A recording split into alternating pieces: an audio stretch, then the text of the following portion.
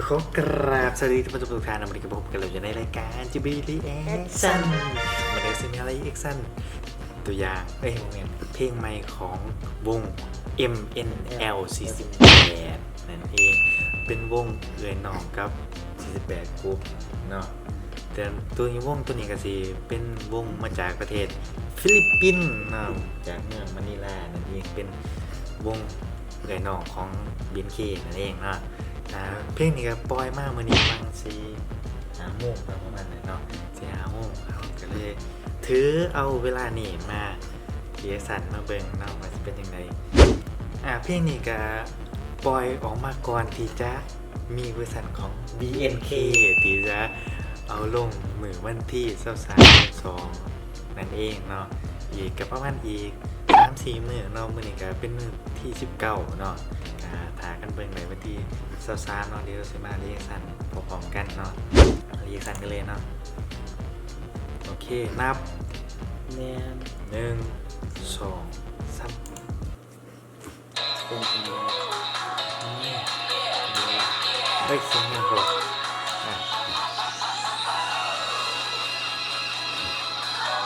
เซนเตอร์หรือว่าเมมเบอร์ของทีมนี่บูพวกคนเราเป็นไปไหนมีแต่ซูเบิ้งไปก่อนนะเดี๋ยวกันว่ามีใครแน่บุจักนักสื่อ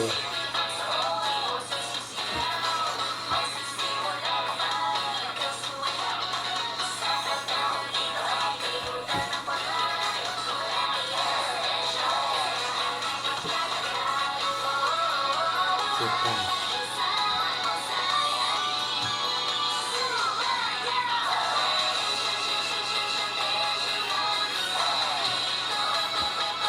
มาโทนแดงดำ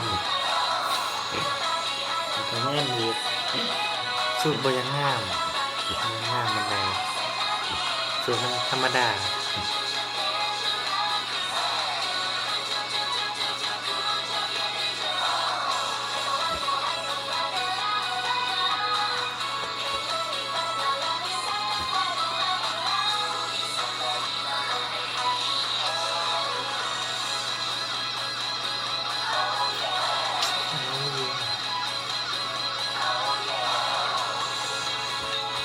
เป็นแนวแบ็ควิดีโอป่ะไม่ไม้ดำไม่ไม้ดำกับขาวโอ้ดันเมือกับดัน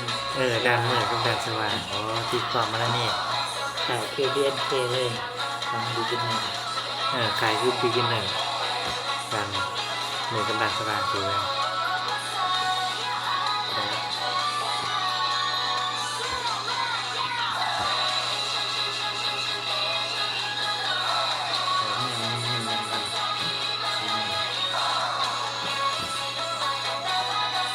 ต้องท้ามาเข้าใจอยู่ท้ามาเข้าใจอยู่ดิครับต้องบริษัทไทยต้องบริษัทนี้มึงยาเนี่ยงามเลย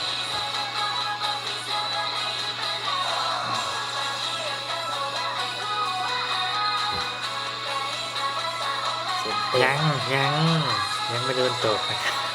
ยังไม่โดนตกโอ้มีแล้ว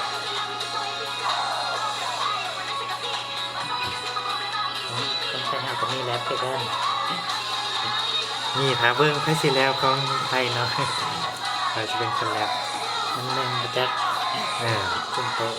เป็นเซนเตอร์มันหนึ่งเป็นเซนเตอร์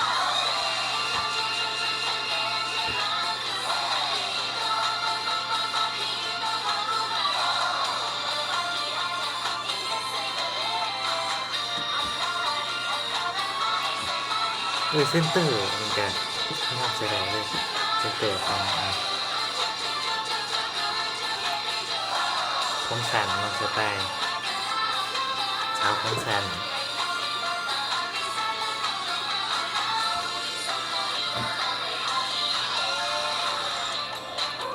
ต่อชื่อต่อหุบยังไงต้องมีสัน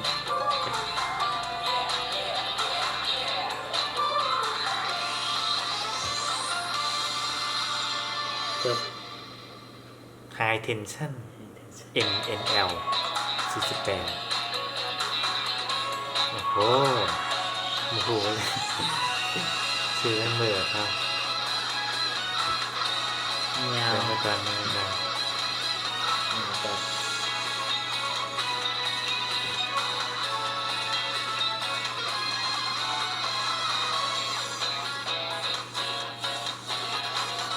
เม็ดนะครับเป็นวันสื่อของทีมงานนะเริ่มไปก่อน ทีมงานและผู้กำกับมี สถานที่เนี่ยเป็นในสตูดิโอนะสถานที่สตูดิโอ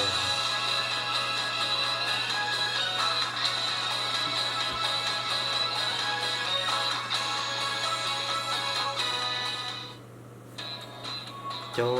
บการจบไปแล้วสำหรับตัวอย่างไฮเทนชันของวง MNL 48 จากประเทศฟิลิปปินส์ประเทศเพื่อนบ้านนั่นเองจากเมืองมะนิลาเนาะ MNL แกมะนิลานั่นเองเนาะสำหรับตัวอย่างนี่ก็คือว่าใส่ได้เนาะมวนใส่ได้แล้วก็ตัวอย่างที่ซีซันแล้วก็งานภาพก็ถือว่าโมคิรีเนาะก็ถือว่าใส่ได้แต่เฮาโมถาเบิงของไทยเฮาสิเฮ็ดได้ดีสำใดแต่เงินบี้แล้วก็การ ชื่อ สูตรดีกันเอาแบบสูตรคือว่าก็เห็นอยู่กับข่าวเนาะตอนเป็นโปสเตอร์ออกมาเป็นทีเซอร์กันถือว่าใส่ได้เนาะเดี๋ยวขึ้นภาพตึ๊ดมันนี่ถือว่าใส่ได้ของไทยเนาะถือว่าผ่านเรื่องผ่านเนาะถึงขั้นว่าถึงโต๊ะบอกอะบอกว่าเอาบู ผมเคยติดตาม บุคอยติดตามของเอ็มเอ็นเดลแกจะมีติดตาม BK CGM แล้วก็ SGO โรงเรียนน้ำก็ติดตามในGT กับเบิ้งน้อยหนึงนะครับยังไม่ได้ลงเบิ้งน้อยหนึง โอเคเนาะสำหรับมื้อนี้ก็รีแอคชั่นกันไปห้องตาห้องคอเลยก็ต้องขอจบคลิปเพียงเท่านี้นอนเลยก็อย่าลืมกด subscribe กดไลค์กดแชร์แล้วก็กดกระดิ่งกิ้งๆเนาะเพื่อใหม่พากันแจ้งเตือนใหม่ๆจากช่องของเฮาเนาะสำหรับวันนี้ก็ต้องขอตัวลาไปก่อนนะสบายดีไปละบ๊ายบาย